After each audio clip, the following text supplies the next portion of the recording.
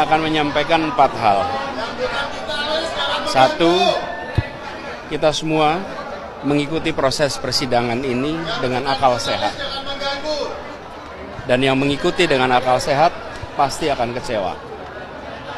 Sama dengan saya pun sangat kecewa dengan keputusan ini. Yang kedua, jika kasus seterang benderang ini dengan orang seperti Tom saja bisa dikriminalisasi, bagaimana dengan jutaan warga negara kita yang lain? 3, apapun langkah yang akan diambil oleh Tom Lembong untuk mencari keadilan, kami akan dukung sepenuhnya. Yang keempat, kami meminta kepada para pemegang kekuasaan untuk serius memperhatikan dan membenahi hukum kita. Kalau kepercayaan pada sistem hukum dan peradilan kita runtuh, maka sesungguhnya negeri ini yang runtuh. 4 itu saja. Sangat luar biasa apa yang disampaikan oleh Pak Anies, sangat cerdas, dan ini adalah pesan yang sangat penting untuk Pak Prabowo agar bisa merenungi apa yang telah terjadi di negeri ini betul-betul sudah sangat mengkhawatirkan. Dan Pak Prabowo seolah-olah membiarkan hal ini terjadi. Dan kalau Pak Prabowo tidak segera memperbaiki apa yang menjadi kesalahan-kesalahan selama ini yang dilakukan, yang membiarkan perusak hukum merajalela dan menggunakan hukum untuk kepentingan pribadinya dan menjerat siapapun yang bertentangan dengan dirinya, saya kira sangat tepat apa yang disampaikan oleh Pak Anies bahwa Indonesia akan runtuh. Dan ini adalah suatu hal yang tidak kita inginkan sebagai rakyat Indonesia. Dan seharusnya Pak Prabowo sudah mulai sadar bahwa apa yang terjadi saat ini betul-betul sangat memprihatinkan. Nah, sahabat-sahabat, untuk itu baiknya kita simak dulu bagaimana komentar dari netizen masih terkait dengan hukum yang bobrok. Dan netizen sudah menganggap bahwa keadilan sudah tidak ada lagi di negeri ini.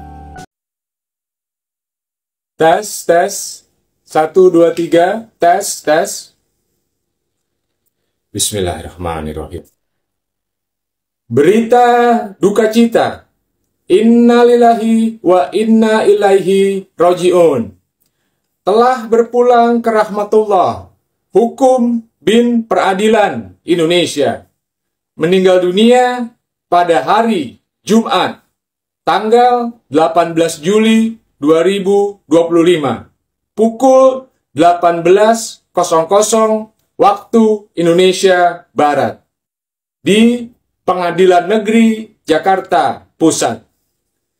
Almarhum meninggal dunia dengan gelisah setelah dibacakannya vonis terhadap Tom Lembong.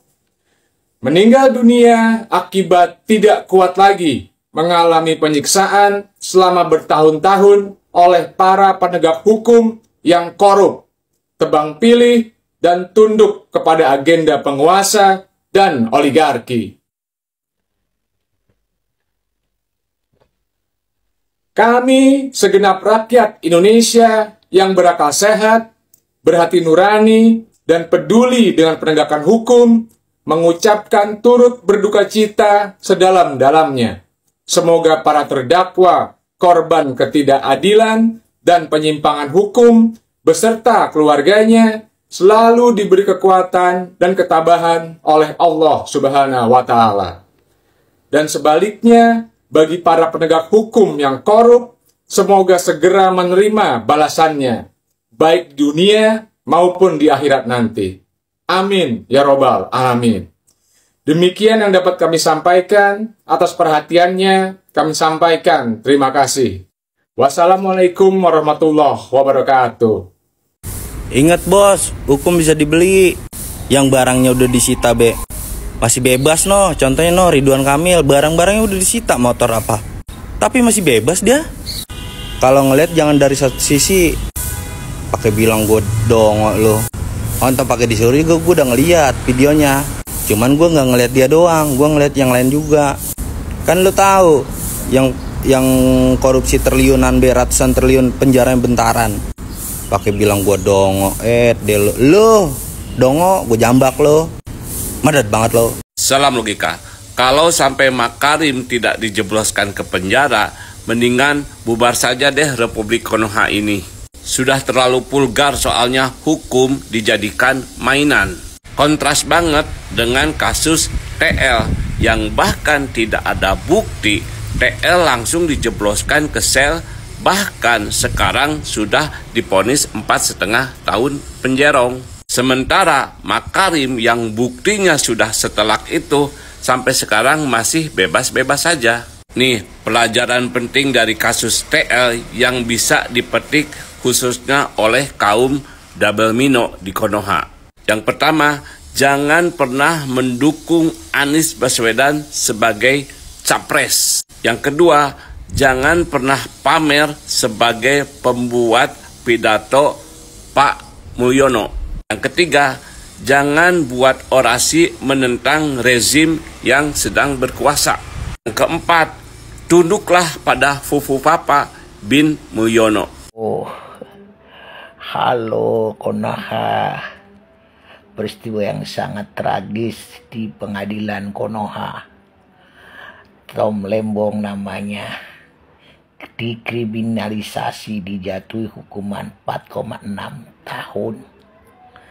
Padahal tidak ada aliran dana, tidak pernah memperkaya diri.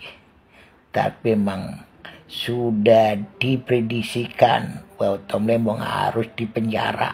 Aduh, pusing dah. Orang baik, orang pintar, orang jujur. Di negara Konoha nggak ada tempatnya kayak Tom Lembong.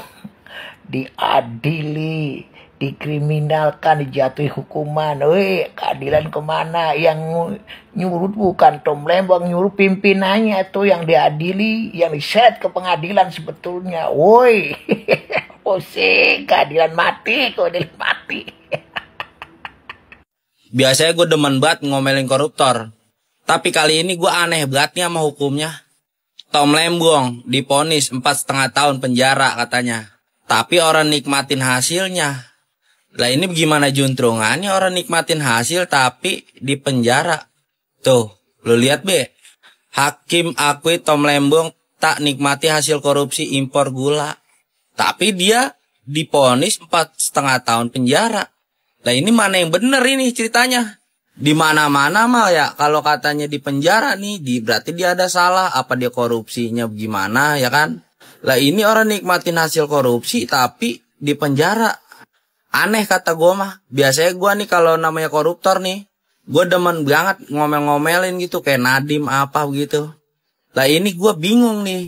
Gue cari beritanya, dapatnya begini semua. Tuh lo lihat di mana-mana mah kalau katanya koruptor didenda apa bagaimana? Didenda juga kagak ya kan? Bayar uang pengganti juga kagak. Tapi dihukum. Kan aneh ya begitu. Udah gitu nih gue jelas-jelas banget kemarin gue ngelihat anuannya videonya tuh pas dia sidang. Dia nyebut nama Pak Jokowi. Katanya dia disuruh sama presiden. Tapi ngapa presidennya orang di anuin juga ya, orang ditanya juga begitu. Jelas banget kan kemarin dia juga udah buka suara. Ngapa man dia doang ini ya yang kena? Gue sih masih bingung ini gimana juntrungannya. Orang nikmatin hasil korupsi tapi di penjara. Dia udah buka suara tapi orang dipanggil yang dia sebutin namanya. Kasih tahu gue ngapa? Gue masih bingung ini sama kasusnya. Intinya mah kalau orang salah mah ya gue cukup support aja dah dari sini. Kalau salah ya bodo amat gue juga. Medet banget loh. 2025 masih ada orang yang dipenjara hanya karena dia berbeda. Dijadikan terdakwa karena tidak berada di barisan yang sama dengan penguasa. Dimasukkan ke dalam penjara karena dia lantang bersuara, membuka kebenaran tentang kebusukan sang raja. Wahai pengadil, mungkin setelah ini transferan ataupun uang cash akan banyak yang masuk ke dalam rekening ataupun kantongmu. Tapi ingat, di atas kezaliman Anda, di atas kelicikan Anda, sebagai seorang pengadil masih ada Tuhan yang maha adil. Semoga kebenaran akan segera terungkap dan Anda akan mendapatkan akibat dari apa yang Anda lakukan.